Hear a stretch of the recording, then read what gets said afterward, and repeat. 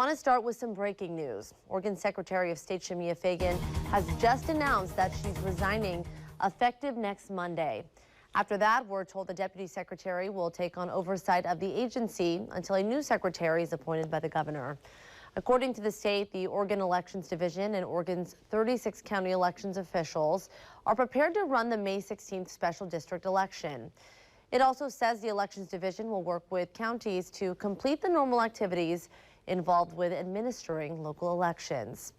Now, Fagan did issue a statement. Take a look. It reads in part, quote, "While I am confident that the ethics investigation will show that I followed the state's legal and ethical guidelines in trying to make ends meet for my family, it is clear that my actions have become a distraction from the important and critical work of the Secretary of State's office."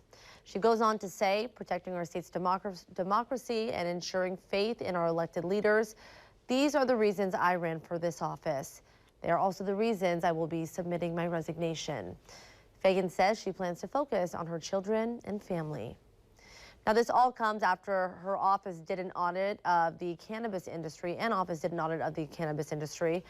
During that process, it came to light that Fagan actually worked a side job as a consultant for a cannabis company.